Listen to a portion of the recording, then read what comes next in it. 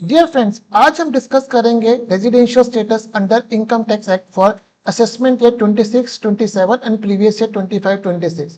हम residential status का topic discuss करने को दो पार्ट में करेंगे। हम डिस्कस करेंगे कि रेजिडेंशियल स्टेटस डिटरमाइन करना इंपॉर्टेंट क्यों है और हम उसको किस तरह से करते हैं। तो सबसे पहले हम समझते हैं कि रेजिडेंशियल स्टेटस डिटरमाइन करना हमारे लिए इंपॉर्टेंट क्यों है। अब हमारी जितनी भी इनकम होती है उस इनकम को हम तीन कैटेगरी में डिवाइड करते हैं friends. Income received in India wherever accrue, income accrue in India wherever receive, income accrue and receive outside India. अब इन तीन इनकम के बेसिस के ऊपर ही किसी की टैक्सेबल इनकम डिटरमाइन होती है। तो अगर कोई इंडिविजुअल रेजिडेंट है और उसको कैटेगराइज कर रहे हैं ऑर्डिनरी, ये दोनों शब्द हम अभी समझेंगे ड्यू कोर्स में जब हम समझेंगे कि रेजिडेंशियल स्टेटस कैसे निकालते हैं। तो अगर कोई कोई इंडिविजुअल रेजिडेंट है और ऑर्डिनरी है तो उसकी ग्लोबल इनकम चाहे कहीं भी एक्रू हुई हो, कहीं भी रिसीव हुई हो, पूरी की पूरी इंडिया में टैक्सेबल है। और अगर इस पे आता हूं, अगर कोई इंडिविजुअल नॉन रेजिडेंट है तो उसकी दो income receive in India, income accrue in India is taxable in India, but income accrue and receive outside India is not taxable. और अगर कोई individual resident but not ordinary है तो रिसीव और एक्रू ये दोनों चीजें इनकम तो सब केस में टैक्सेबल होगी, बट फॉर फॉरेन इनकम हम इसको वो डिनोट कर देते हैं friends foreign income. Foreign income का मतलब income accrue and receive outside India, उसमें एक special income he not ordinary resident के केस में इंडिया में टैक्सेबल होगी। स्पेशल इनकम कौन सी है? Income from business setup outside India and control from India. इसके ऊपर मैं अलग से वीडियो लेके आऊंगा एक्रूवल और स्पेशल इनकम के ऊपर। अभी मुझे आपको सिंपल क्या समझाना था कि रेजिडेंशियल स्टेटस की सिग्निफिकेंस क्यों है। मैं आपको एग्जांपल देता हूं। आपके पास एक इंडिविजुअल अप्रोच करता है कि सर मेरी आईटीआर फाइल कर दीजिए। अब आईटीआर फाइल करने के लिए आपको उसकी इनकम डिटरमाइन करनी है। अब आपको ये देखना है कि फ्रेंड्स उसकी इनकम एक्रू या रिसीव कहां पे हुई है। अगर उसकी इनकम एक्रू और रिसीव आउटसाइड हुई है and that individual is non resident, तब आप उसकी इनकम को काउंट ही नहीं करोगे, उसके ऊपर कोई भी टैक्स लायबिलिटी इंडिया में क्रिएट नहीं होगी। और अगर कोई इंडिविजुअल रेजिडेंट है तो इन दैट सिनेरियो उस केस में उसकी whatever is the income from wherever it arises, globe India पूरी दुनिया में कहीं भी अराइज हो, वो इनकम इंडिया में टैक्सेबल होगी। Hence determination of residential status is a first step for computing the taxable income. ये रेजिडेंशियल स्टेटस की सिग्निफिकेंस है। अब हम आते हैं फ्रेंड्स किसके ऊपर कि रेजिडेंशियल स्टेटस कैसे निकालेंगे। इनकम टैक्स में हम लोग एक कॉन्सेप्ट डिफाइन करा है पर्सन। पर्सन के अंदर इंडिविजुअल भी आते हैं फ्रेंड्स, पर्सन के अंदर एचयूएफ भी आते हैं और सब एलएलपी कंपनी सब आती है। आज हम जो कर रहे हैं वो हम कर रहे हैं रेजिडेंशियल स्टेटस इंडिविजुअल का। पर एचयूएफ के लिए, फर्म के लिए, कंपनी के लिए रेजिडेंशियल स्टेटस का रूल अलग है और आज हम कर रहे हैं इंडिविजुअल के लिए। अब मैं आपको बताता हूं कि हमें रेजिडेंशियल स्टेटस किस तरह से वर्कआउट करना है। सबसे पहले आप इंडिविजुअल को तीन कैटेगरी में डिवाइड करना, neither citizen nor PIO. PIO stands for person of Indian origin. वो कौन है? एन इंडिविजुअल और आइदर ऑफ अ पेरेंट्स और either of the grand parents were born in undivided India. For example लेता हूं, mister A जो है he is born in India. Job के चक्कर में वो यूएसए चला जाता है और वहीं सेटल हो जाता है, वहीं पे उसको सिटीजनशिप मिल जाती है। अब ए का बेटा की बर्थ होती है से B. Now B is born in USA, उसकी सिटीजनशिप यूएसए की कहलाएगी, बट क्योंकि उसके father was born in India तो B will be called person of Indian origin। तो इंडियन ओरिजिन में कौन हो रहा है? इंडिविजुअल इटसेल्फ और either of it parents, parents means mother और फादर, और either of the grand parents were born in undivided India, then that person will be called person of Indian origin. तो residential status निकालने के लिए आप individual को तीन category में डिवाइड करोगे और I can say this is my step one, neither citizen nor PIO, citizen of India और person of Indian origin, because इन तीनों के लिए रेजिडेंशियल स्टेटस का रूल अलग अलग है। हम सबसे पहले स्टार्ट करते हैं individual who is neither citizen nor person of Indian origin. क्या रूल है? और एक चीज और बताता हूं, हम रेजिडेंशियल स्टेटस हर प्रीवियस ईयर का सेपरेटली डिटरमाइन करेंगे। मीन्स ऐसा नहीं है कि आपने एक प्रीवियस ईयर का रेजिडेंशियल स्टेटस वर्कआउट कर लिया and that will be applicable for every previous year. Her previous year का हमको रेजिडेंशियल स्टेटस सेपरेट डिटरमाइन करना है। अब हम बात कर रहे हैं किसकी, नाइदर सिटीजन नॉर पीआईओ। उसका रूल क्या है, उसके दो रूल है। पहला रूल आता है individual stay in India in previous year for 182 days और मोर। मीन्स प्रीवियस ईयर में उसका स्टे, और अगर हम यहाँ पे बात कर रहे हैं प्रीवियस ईयर 25-26 की, तो 25-26 में उसका स्टे 182 डेज और मोर होना चाहिए। एक चीज यहाँ पे एम्फेसाइज करता हूँ, this stay in India need not be on a continuous basis, it could be in a pieces. 2 महीने इंडिया में रहा, फिर बाहर चला गया, फिर इंडिया में आया, बट इन टोटलिटी अगर उसका इंडिया में stay in previous year is 182 days or more, then that individual will be called a resident. अब हम दूसरी चीज लेते हैं, सपोज वो एक कंडीशन को फुलफिल नहीं कर रहा है, तब हमारा दूसरी कंडीशन सेटिस्फाई करेंगे, और ये दोनों पॉइंट हमारे सेटिस्फाई होने चाहिए। Stay in India in previous year for 60 days और more plus stay in India in preceding 4 previous year for 365 days और मोर। मीन्स अगर कोई इंडिविजुअल ये कंडीशन सेटिस्फाई नहीं कर रहा है, कौन सा individual, who is neither citizen of India nor PIO, वो उसका ये वाला रूल सेटिस्फाई नहीं हो रहा, तब हम इस रूल को चेक करेंगे क्या उसका इंडिया में स्टे 60 दिन से ज्यादा था प्रीवियस ईयर में। कौन से प्रीवियस ईयर में फ्रेंड्स, जिस प्रीवियस ईयर का हम रेजिडेंशियल स्टेटस वर्कआउट कर रहे हैं, प्लस क्या वो पिछले 4 प्रीवियस ईयर में इंडिया में उसका स्टे 365 डेज और मोर था। अगर उसने ये कंडीशन भी सेटिस्फाई कर दी तब हम उसको बोलेंगे रेजिडेंट। इसका मतलब इन दोनों में से कोई भी कंडीशन अगर सेटिस्फाइड कर रहा है individual who neither citizen of India nor PIO, मैं बार बार बोल रहा हूँ क्योंकि आपको हमेशा इसी पे ध्यान रखना है कि आप इंडिविजुअल किस कैटेगरी में फॉल करा रहे हो, नाइदर सिटीजन, सिटीजन और पीआईओ। तो अगर कोई भी individual neither citizen nor PIO है तो उसमें उसने दोनों में से कोई भी कंडीशन फ्रेंड सेटिस्फाई कर दी, he will be called a resident. मैंने अपनी वर्किंग में आगे इसको एक वर्ड डिनोट कर दिया, बेसिक कंडीशन, सो दैट मुझे बार बार ये रिपीट ना करना पड़े। तो इतना होप आपको क्लियर हो गया और सिंपल है। अब आगे बढ़ते दोस्त, हम जब भी किसी इंडिविजुअल का रेजिडेंशियल स्टेटस निकालेंगे तो हम सिर्फ और सिर्फ रेजिडेंट पे वर्कआउट करके नहीं रुकेंगे, हमको आगे उसको फर्दर डिवाइड करना है, resident but not ordinary. Means एक मिनट में इसको रब करता हूं फ्रेंड्स।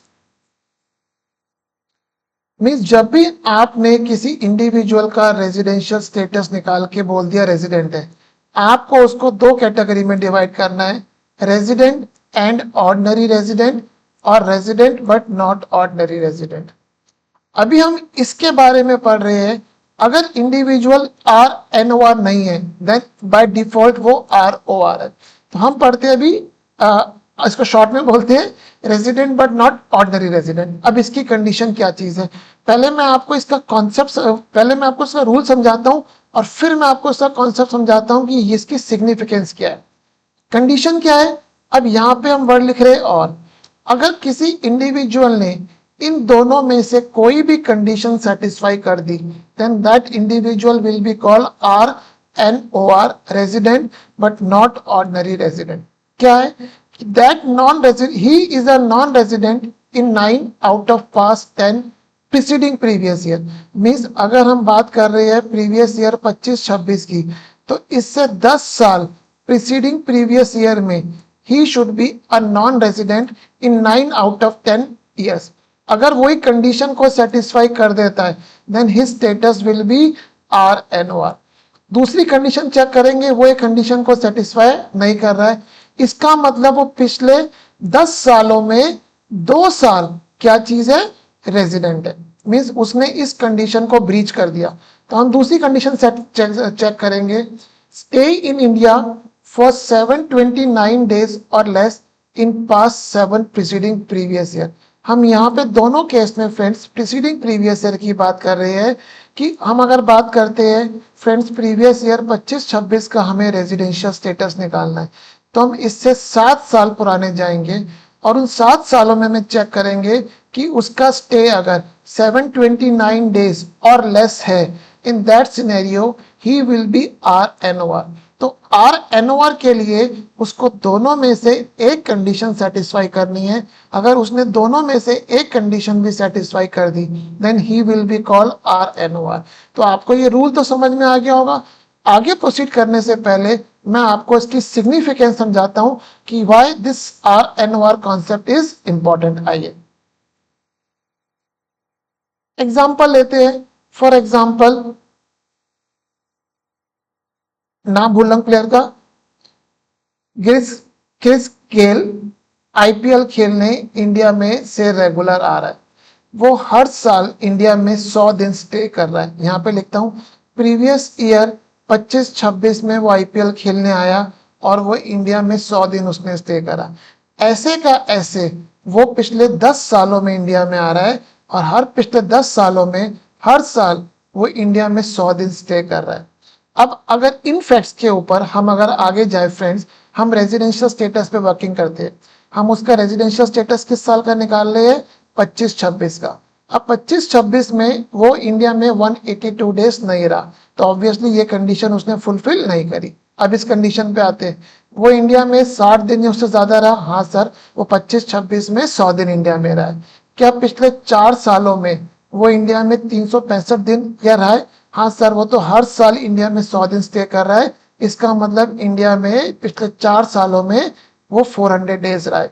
इसका मतलब वो प्रीवियस ईयर 25-26 में फ्रेंड्स 60 दिन इंडिया में रहा है और पिछले 4 सालों में वो इंडिया में 400 दिन रहा है। इसका मतलब उसने ये कंडीशन सेटिस्फाई कर दी। इसका मतलब उसको हम रेजिडेंट बोल रहे हैं। अब हम ये चेक करते हैं, इसकी चेक करने की सिग्निफिकेंस क्या है। अगर ये प्रोविजन नहीं होता तो क्या होता कि क्रिस गेल इंडिया में खेलने आया है, हमने उसको रेजिडेंट बोल दिया। और अभी हम लोगों ने पढ़ा था कि अगर कोई इंडिविजुअल रेजिडेंट है तो उसकी ग्लोबल इनकम, पूरी वर्ल्ड वाइड इनकम इंडिया में टैक्सेबल होगी। क्रिस गेल की अपने डोमेस्टिक होम कंट्री में उसकी इन्वेस्टमेंट इनकम होगी, कैपिटल गेन होगा। अगर वो IPL में खेलने आता है और ये कंडीशन सेटिस्फाइड हो रही है और RNOR का प्रोविजन नहीं है, तो उसकी डोमेस्टिक कंट्री में जो भी उसकी इनकम है, मान लेते शायद वो वेस्ट इंडीज का है, if I am not miss wrong, तो वेस्ट इंडीज में उसकी जो भी इनकम हुई है पूरी की पूरी इंडिया में टैक्सेबल हो जाएगी। इस सिचुएशन में तो कोई भी फॉरेन प्लेयर इंडिया में कभी पार्टिसिपेट करने नहीं आएगा। अब यहाँ पे हेल्प मिलती है किसकी दोस्त? Resident but not ordinary resident. Friend वो इंडिया में कितने दिन रहा है पिछले 7 सालों में? 10, हर साल वो 100 दिन इंडिया में रहे, तो पिछले 7 सालों में उसका स्टे कितना हुआ? 700 डेज। इसका मतलब हमने उसका जो रेजिडेंशियल स्टेटस है वो क्या हो गया? RNOR। क्योंकि RNOR के लिए इन दोनों में से एक कंडीशन सेटिस्फाई करनी है। उसने एक कंडीशन सेटिस्फाई कर दी RNOR की कि वो पिछले 7 सालों में इंडिया में फ्रेंड 700 दिन ही रहा है, 729 दिन से कम रहा है। इस केस में फ्रेंड्स हम लोगों ने क्या पढ़ा था? इनकम पे आते हैं कि अगर कोई आदमी नॉन रेजिडेंट है तो उसकी सिर्फ एक फॉरेन इनकम इंडिया में टैक्सेबल होगी। कौन सी? Income from business setup outside India and control from India. हमारे इस एग्जांपल में क्रिस गेल इंडिया में कोई बिजनेस सेटअप नहीं करा है और वो कोई इंडिया में बिजनेस सेटअप नहीं करा है, तो उसकी कोई भी फॉरेन इनकम इंडिया में टैक्सेबल नहीं होगी। And this is the significance of the concept of friend resident but not ordinary resident. तो जो भी फॉरनर इंडिया में आता है इस तरह के स्पोर्ट्स में पार्टिसिपेट करने और कोई भी फंक्शन में पार्टिसिपेट करने, तो वो इंश्योर करता है कि उसका residential status is confined to RNOR at the most, क्योंकि उस केस में उसकी कोई भी फॉरेन इनकम इंडिया में टैक्सेबल नहीं होगी। बिकॉज उस केस में जो ये हम बात कर रहे सेलिब्रिटी की और ये स्पोर्ट्समैन की, they are not carrying on any business in India, तो उनकी कोई भी फॉरेन इनकम इंडिया में टैक्सेबल नहीं होगी। And this is the significance of concept of RNOR। Hope आपको समझ में आया होगा। Now let's take up the concept of what will be the residential status if a person is citizen of India। मैं इसको रब कर देता हूं, मुझे थोड़ी सी स्पेस मिल जाएगी आपको समझाने के लिए।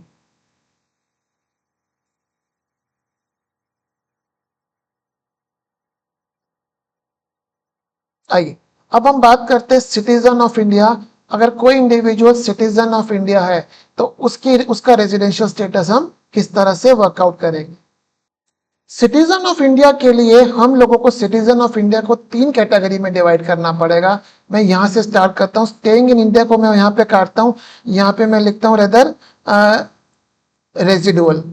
मैं समझाता हूं आपको। सिटीजन ऑफ इंडिया को हम कैसे डिवाइड कर रहे हैं। पहला, citizen of India leaves India for employment और as a crew member of Indian ship, पहली कैटेगरी। दूसरी, citizen of India staying outside India comes on visit to India, तीसरी। और अगर कोई सिटीजन ऑफ इंडिया पहली और दूसरी कंडीशन सेटिस्फाई नहीं कर रहा तो हम उसको तीसरी में डाल रहे हैं। तो अगर मैं आपको यहाँ पे थोड़ा सा ब्रीफ करूं कि स्टेप 1 क्या था फ्रेंड्स। स्टेप 1 में आपको क्या देखना है यहाँ पे कि नाइदर सिटीजन और नॉर पीआईओ है। आपने ये चीज देख ली कि वो नहीं सर, वो तो ये स्टेप 1 में इस कैटेगरी में फॉल नहीं कर रहा है। इसका मतलब हमें चेक करना है क्या वो सिटीजन ऑफ इंडिया है। अगर वो सिटीजन ऑफ इंडिया है तो आपको सिटीजन ऑफ इंडिया को 3 कैटेगरी में डिवाइड करना है। आप इस ऑर्डर में अगर वर्कआउट करेंगे residential status, I assure you, I guarantee you, आपको रेजिडेंशियल स्टेटस में कभी भी प्रॉब्लम नहीं आएगी। तो हम सबसे पहले समझते हैं a citizen of India who leaves India for employment. ना इसका क्या मतलब हुआ, who leaves India for employment. मैं आपको एग्जाम्पल से समझाता हूं। फॉर एग्जाम्पल एक्स है, उसका एम्प्लॉयर है टीसीएस और टीसीएस ने उसको ऑफशोर एक वर्किंग करने भेज दिया यूएसए में। तो क्या हम ये मानेंगे कि x is living India for employment even उसका एम्प्लॉयर इंडियन है। या हम एक बात ऐसे करते हैं, एक्स एक एम्प्लॉय था, टीसीएस में काम कर रहा था, उसको गूगल में जॉब मिल गई and he left India to join Google in USA. देखिए दोनों सिचुएशन में X is going to USA. एक सिचुएशन में एम्प्लॉयर उसका इंडिया में उसको ऑफशोर प्रोजेक्ट पे भेज रहा है और एक सिचुएशन में उसका एम्प्लॉयर ही फॉरेन में। इन दोनों सिचुएशन को हम बोलेंगे कि x is living India for employment. आइए इसको मैं आपको समझाता हूं, इसका रूल क्या है friend. Leaves India for employment, पहले इसको समझाता हूं। इसमें हम क्या बात कर रहे हैं, 2 टेस्ट कर रहे हैं। Level 1 test, stay in India in previous year for 182 days और मोर। अगर कोई इंडिविजुअल इंडिया को citizen of India leaves India for employment है, उसका इंडिया में हम रेजिडेंशियल स्टेटस के लिए उसको रेजिडेंट कब बोलेंगे, अगर वो इंडिया में 182 डेज रहता है। मींस आपको एग्जांपल से समझाता हूं, आप जल्दी अप्रिशिएट करेंगे। फॉर एग्जांपल एक इंडिविजुअल है, प्रीवियस 1/4/25 को उसकी सीए हो गई, एक उसको इंडिया में जॉब मिल गई, वो जॉब कर रहा है इंडिया में। अब उसने क्या करा, 1/8/25 को उसको कोई जॉब यूएसए में मिली और उसने जाके जॉब यूएसए में ज्वाइन कर ली 1/8/25 को। अब उसकी सैलरी मान लेते, एग्जांपल ले लेते, 3 लाख रुपए पर मंथ है। ठीक है, अब इसको समझने की कोशिश करते हैं। अगर हम सिंपल देखते हैं कि इससे पहले हम एज्यूम करते हैं कि मिस्टर एक्स जो है वो एक्स है, कभी इंडिया से बाहर नहीं गया। अब क्वेश्चन कहता है कि साहब आप 25-26 में उसका रेजिडेंशियल स्टेटस निकालिए। वो इंडिया में कितने दिन रहा, 4 महीने रहा लगभग। इसका मतलब उसका इंडिया में रेजिडेंशियल स्टेटस 60 दिन से ज्यादा, उसका स्टे इंडिया में 60 दिन से ज्यादा था और वो कभी इंडिया में बाहर नहीं गया। इसका मतलब प्रीसीडिंग 4 सालों में उसका स्टे 365 दिन से ज्यादा था। तो अकॉर्डिंग टू द रूल जो हमने ऊपर पढ़ा था, जिसको हम बेसिक रूल बोल रहे हैं, तो उसका रेजिडेंशियल स्टेटस क्या हो जाएगा, रेजिडेंट हो जाएगा। और वो ऑर्डिनरी रेजिडेंट कहलाएगा क्योंकि वो दोनों कंडीशन को ब्रीच कर रहा है। वो इंडिया से कभी बाहर गया ही नहीं है, तो पिछले 10 सालों में वो इंडिया का रेजिडेंट था और पिछले 10 सालों में वो इंडिया में 729 दिन से ज्यादा रहा है। तो उस सिचुएशन में क्या होगा, जो उसकी 3 लाख रुपए पर मंथ की सैलरी है, 9 महीने की सैलरी कितनी हो गई, 27 लाख रुपए। अब क्योंकि हमने जो पढ़ रहे हैं बेसिक रूल अभी तक पढ़ा है, उसका स्टेटस क्या बना, रेजिडेंट बट ऑर्डिनरी रेजिडेंट। उस केस में 27 लाख की इनकम पे उसे इंडिया में टैक्स देना पड़ेगा फ्रेंड्स, अगर ये रूल नहीं होता। अब हम इस रूल पे आते हैं समझने के लिए। ठीक है, अब ये रूल क्या बोल रहा है कि if a citizen of India leaves India for employment outside India, वो रेजिडेंट कब कहलाएगा, जब वो इंडिया में कितने दिन रहा है, 182 डेज रहा है। यहाँ पे वो इंडिया में कितने दिन रहा है, से लगभग 92 डेज इंडिया में रहा है। इसका मतलब प्रीवियस ईयर 25-26 में वो इंडिया में 182 डेज से लेस उसका स्टे है, तो उसका रेजिडेंशियल स्टेटस क्या कहलाएगा फ्रेंड, नॉन रेजिडेंट कहलाएगा। एंड अकॉर्डिंगली जो उसने यूएसए में 27 लाख रुपए की इनकम कमाई है वो इंडिया में टैक्सेबल नहीं होगी। तो just to promote employment in India this rule has been carve out कि एक citizen of India who is living India in a previous year for employment, तो वो इंडिया में रेजिडेंट तभी कहलाएगा जब इंडिया में उसका स्टे 182 डेज और मोर है। अगर उसका इंडिया में उस ईयर में स्टे 182 डेज और लेस है, in that situation he will not be called a resident. अब आरएनआर के लिए सेम बेसिक कंडीशन है, ये जो हमने ऊपर पढ़ी थी। मैं इसको बार बार बेसिक कंडीशन क्यों बोल रहा हूँ, ताकि आपको ये लंबी चीज मुझे बार बार ना बोलना पड़े। मीन्स अगर एक बार वो रेजिडेंट हो गया तो हमने सीखा है कि रेजिडेंट निकालने के बाद हम सिर्फ रेजिडेंट पे नहीं रुकेंगे, हम उसके आगे जाएंगे। तो आरएनओआर के लिए ये बेसिक कंडीशन है, दोनों में से उसने एक कंडीशन सेटिस्फाई कर दी तो उसका रेजिडेंशियल स्टेटस क्या कहलाएगा, आरएनओआर कहलाएगा। अब हम आगे सेकंड पार्ट पे आते हैं, leaves India as a crew member of Indian ship. देखिए अगर आपको ये पता है कि अगर कोई भी शिप है वो इंडिया से क्या कहते हैं बाहर जाता है, तो वो शिप को कम से कम काफी टाइम लगता है, कम से कम तो क्या बोलूं काफी टाइम लगता है इंडिया में लौट के आने में। उस सिचुएशन में भी लॉ ने क्या बोला है, अगर कोई citizen of India who is working as a crew member on Indian ship, उसका इंडिया में रेजिडेंशियल स्टेटस कब कहलाएगा, कि जब वो इंडिया में 182 दिन रहा है, और वो भी कब, when he leaves India as a crew member of Indian ship. तो यहाँ पे उसके ऊपर टैक्स का बर्डन ना पड़े, इस सिचुएशन में लॉ ने ये एक्सेप्शन कार्व आउट करी है। इन अदर वर्ड 60 दिन वाला प्रोविजन यहाँ पे एप्लीकेबल फ्रेंड नहीं होगा। तो होप आपको इतना समझ में आया होगा कि citizen of India leaves India for the purpose of employment as a member of crew of Indian ship, उसका रेजिडेंशियल स्टेटस कैसे निकालेंगे और उसके पीछे क्या रेशनल है। अब फ्रेंड्स आते हैं लेवल 2 टेस्ट पे। मींस लेवल 2 टेस्ट एप्लीकेबल कब होगा, if level test 1 fail. Level test 1 fail कब हो रहा है, उसका इंडिया में स्टे जो है वो 182 डेज से कम है। तो लेवल 2 टेस्ट हम चेक करेंगे, लेवल 2 टेस्ट कब कैसे क्या कंडीशंस है, ही should B not a resident of any other country in that previous year 25-26, और उसकी Indian income is more than 15 lakhs in a previous year. Means अगर वो लेवल 1 टेस्ट फेल करता है, इंडिया में उसका स्टे 182 डेज से कम है, और वो लेवल 2 टेस्ट सेटिस्फाई करता है। लेवल 2 टेस्ट की कंडीशंस क्या है, 2 है, वो किसी और कंट्री का रेजिडेंट नहीं है, और उसकी इंडियन इनकम, ये दोनों वर्ड्स को डिफाइन कर रहा है, मैं आपको समझाता हूं, और उसकी इंडियन इनकम 15 लाख से ज्यादा है प्रीवियस ईयर में। In that situation he will be directly categorise as RNOR. और उसने दोनों कंडीशन, लेवल 1 टेस्ट भी फेल करा और लेवल 2 टेस्ट भी फेल करा, then he will be called non resident. तो इतना आपको समझ में आया होगा। पहले मैं आपको ये शब्द समझाता हूं, not a resident of any other country. Not a resident of any other country का मतलब individual who is not liable to tax any other country by reason of his residence or a similar nature। Means किसी और country में, अगर हम simple सी बात करें, वो किसी और कंट्री का रेजिडेंट नहीं है, and that resident is dependent upon the residence stay और डोमिसाइल और any the criteria of similar nature. थोड़ा टेक्निकल वर्ड है, इस पे नहीं जा रहा। फॉर अ सिंप्लिसिटी अगर मैं एक लाइन बोल रहा हूँ, वो अगर और किसी कंट्री का रेजिडेंट नहीं है।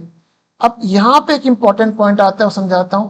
If in a country there is a no taxation on individual, he is not liable to tax there in, then he will be treated not a resident of that country. Example लेके समझाता हूं।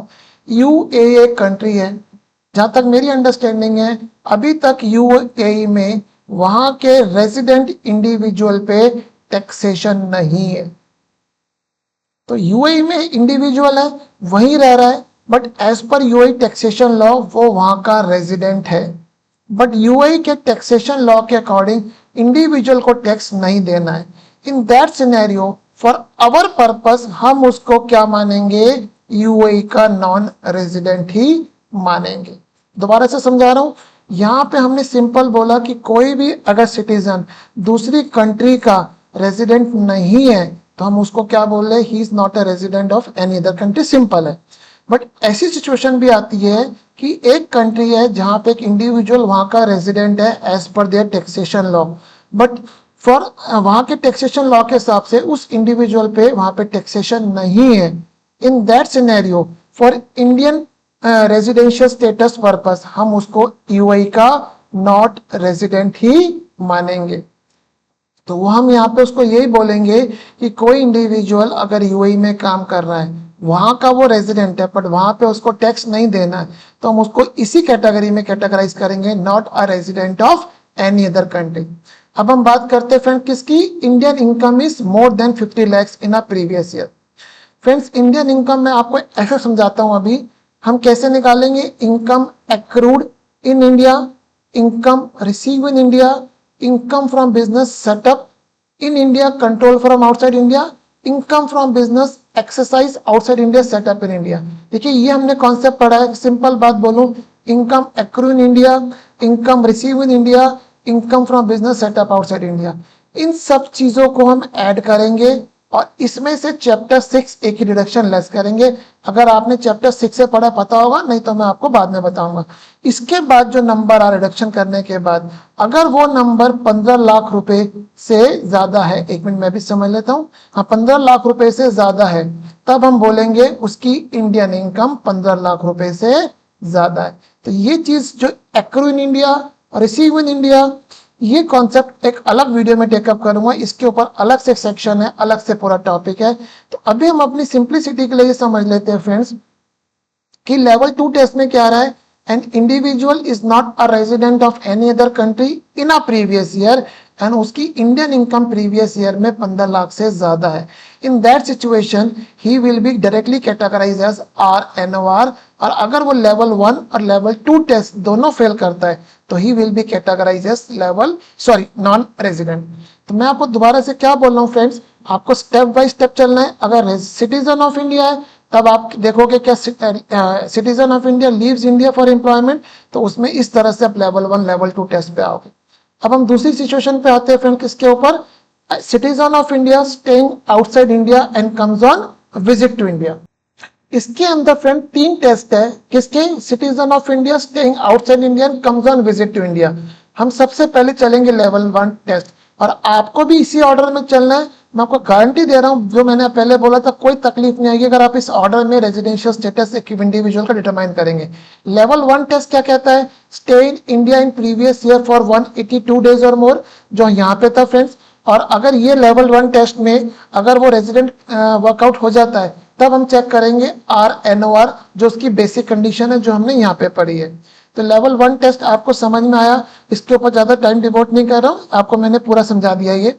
अब वो level 1 test fail करता है, means उसका India में residential stay बोल गया, उसका स्टे इंडिया में 182 दिन से कम है, then will check the level 2 test. Question और लॉ क्या कह रहा है, इफ लेवल 1 टेस्ट फेल्ड। अब हम 3 चीजें चेक करेंगे, तीनों चीजों में एंड है, उसका प्रीवियस ईयर में स्टे 120 डेज और मोर है, and stay in India preceding 4 previous year 365 days और मोर है, और टोटल इंडियन इनकम उसकी 15 लाख रुपए से ज्यादा है।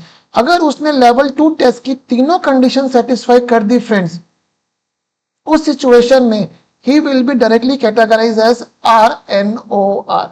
अब वो लेवल 2 टेस्ट फेल करता है, कैसे फेल करता है, या तो उसका इंडिया में स्टे इन प्रीवियस ईयर 120 दिन से कम है, पिछले 4 सालों में 365 दिन से कम है, तो इस सिचुएशन में हम लेवल 3 टेस्ट आएंगे। लेवल 3 टेस्ट क्या है मेरे पास, सेम है कि वो किसी और कंट्री का रेजिडेंट नहीं है और उसकी total Indian income in a previous year is more than 15 lakh, तब वो RNOR बनेगा। और अगर वो लेवल 3 टेस्ट भी फ्रेंड्स फेल करता है, लेवल 3 टेस्ट भी वो फेल करता है, तब he will be categorise as non resident. तो आपको कैसे चेक करना है, staying outside India and comes on visit में 3 टेस्ट चेक करने हैं, किसी ऑर्डर में, लेवल 1, लेवल 2 और लेवल 3। इतना होप आपको समझ में आएगा। अब सिटीजन ऑफ इंडिया पहली कैटेगरी में को सेटिस्फाई नहीं कर रहा, दूसरी को सेटिस्फाई नहीं कर रहा, तीसरी को कर रहा है। तीसरा एग्जांपल लेता हूं, एक इंडिविजुअल है who is carrying on business in India and he leaves India for the purpose of business and not for the purpose of employment, तब वो थर्ड कैटेगरी में फॉल करेगा, फर्स्ट में फॉल करेगा ही नहीं। उसमें फ्रेंड सिंपल है, लेवल 1 टेस्ट एक साथ लेवल 1 गलत लिख गया, टाइप एरर हो गया। सिंपल हम क्या चेक करेंगे, resident basic condition. Basic condition friend हमारी कौन सी है, ये हमने जो बोला था बेसिक कंडीशन कि वो इंडिया में या तो 182 दिन उससे ज्यादा रह रहा है प्रीवियस ईयर में, और या इंडिया में 60 दिन या प्रीवियस ईयर में 60 दिन से ज्यादा है, 60 दिन ज्यादा है, और पिछले 4 सालों में 365 दिन से ज्यादा है। तो इस थर्ड कैटेगरी में उसको बेसिक कंडीशन चेक करनी है रेजिडेंट की, और अगर वो रेजिडेंट है तो RONR की बेसिक कंडीशन चेक करनी है। तो अगर वो दोनों कंडीशन को सेटिस्फाई कर देता है तो वो रेजिडेंट कहलाएगा, या तो NOR या OR। और अगर दोनों वो बेसिक कंडीशंस को, रेजिडेंट की बेसिक कंडीशन को अगर वो सेटिस्फाई नहीं करता है, in that scenario he will be called non resident. तो होप आपको ये समझ में आया होगा कि किस तरह से हमें प्रोसीड करना है। हमें इंडिविजुअल को 3 कैटेगरी में डिवाइड करना है एंड अकॉर्डिंगली हमें आगे प्रोसीड करना है। फ्रेंड अब हम थर्ड कैटेगरी पे आते हैं, person of Indian origin. Person of Indian origin को आपको 2 कैटेगरी में फर्दर डिवाइड करना है, staying outside India and comes on visit to India and others. अब इसके अंदर हम पढ़ते हैं, इसके अंदर लेवल 1 टेस्ट है, stay in India stay in India for 182 days और मोर, तब वो रेजिडेंट कहलाएगा। और अगर वो रेजिडेंट है तो बेसिक कंडीशन के लिए RONR की बेसिक कंडीशन चेक करेंगे।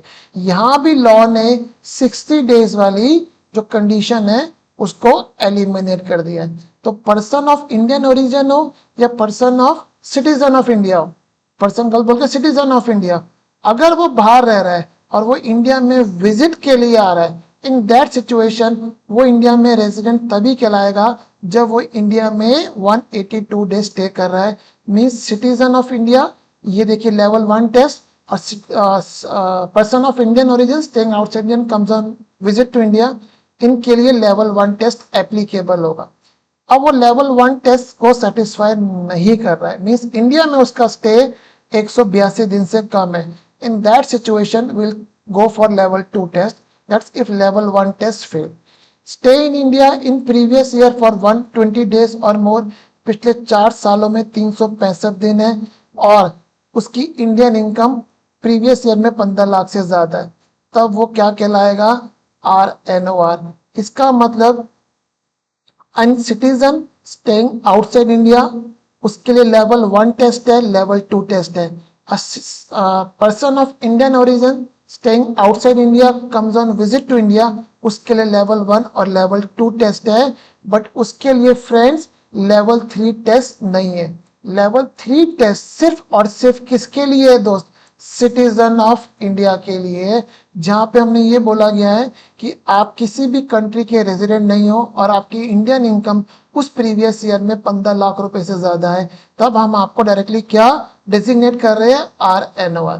तो ये होप आपको क्लियर हुआ होगा। अब इस पार्ट पे आता हूँ। A person of Indian origin वो is not coming to India for purpose of visit, others category में फॉल कर रहा है। उस केस में रेजिडेंशियल स्टेटस की जो बेसिक कंडीशन है वो अप्लाई करेंगे, और RNOR की जो बेसिक कंडीशन है वो अप्लाई करेंगे to determine his residential status. यहाँ पे मैं आपको एम्फेसाइज करता हूँ विजिट का मतलब क्या होता है। एक पर्सन ऑफ इंडियन ओरिजिन है, वो यहाँ पे अपने फादर से मिलने आता है, तो obviously he will be call coming on India for the purpose of visit. एक पर्सन ऑफ इंडियन ओरिजिन है, वो इंडिया में अब आ रहा है for the permanent stay in India, in that situation he will be not called as coming for visit. Visit का मतलब विजिटर जो आ रहा है और आके लौटेगा। तो अगर पर्सन ऑफ इंडियन ओरिजिन आ रहा है बट लौटने का उसका कोई विचार नहीं है, तो वो इस कैटेगरी में फॉल नहीं करेगा, वो अदर्स में फॉल करेगा। तो होप आपको ये रेजिडेंशियल स्टेटस इंडिविजुअल का समझ में आया होगा कि मैंने आपको पर्पस भी समझाया और स्टेप्स भी समझाए कि उसका रेजिडेंशियल स्टेटस कैसे निकालना है। Please do subscribe my channel for more such good concepts. Thank you.